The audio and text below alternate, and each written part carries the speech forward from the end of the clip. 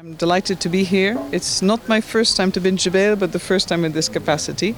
I reminded the dignitaries here, their excellencies, that I was here in 2008 or 9, a few years after 2007, the war of 2006, sorry. So I am delighted to see the reconstruction. I'm never surprised because the Lebanese are industrious. They have a lot of creativity, they're hardworking, and they always know how to build back, and clearly have also built back better.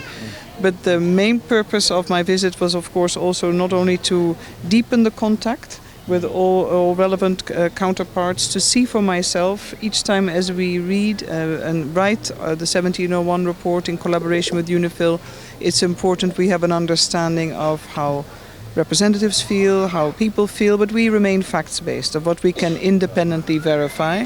And of course, in that space, not any of the parties tend to be happy all the time.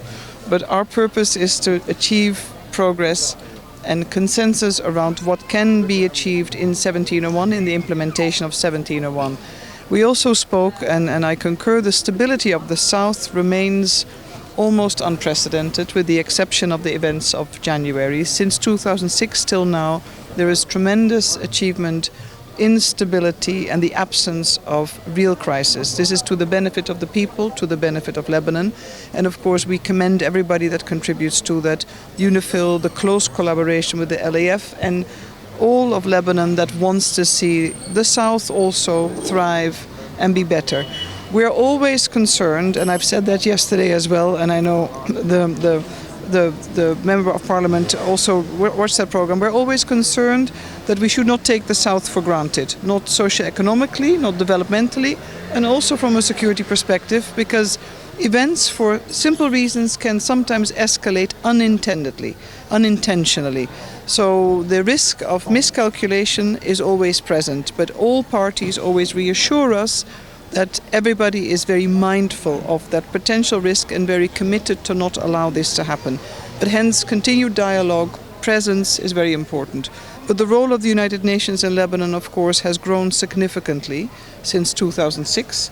It's beyond the peace and security remit of 1701 only. It is working with the government. We have a wide range and a key responsibility also to work for the benefit of the Syrian refugees, which is a huge burden, and I'm always calling on all countries to help Lebanon shoulder that significant weight it carries very quietly, very generously, but it's very difficult, and we have to acknowledge that, because in the absence of a short-term political solution to the crisis in Syria, with the hope or prospect of return of the refugees to the areas where they came from safely and securely, they will be in Lebanon.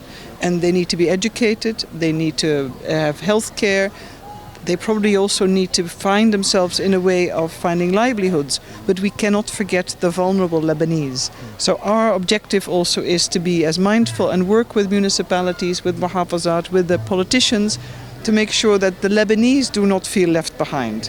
I've been to Jabal Mohsen, Bab al-Taban, I go to Aqar, we've been to Bekaa, many areas. And in the south, there are many people who are poor, Lebanese, and they want to feel that there's a hope for them. They do not have to emigrate, as you mentioned.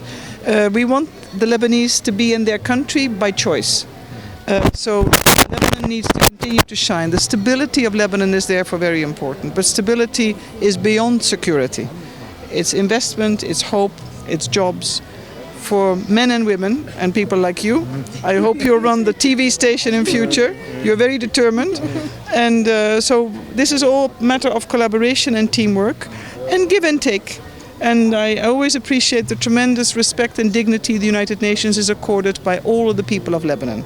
This is quite unique in the whole region, and I think you can also be proud of that. So you've got a big vision for that. Thank you. Thank you.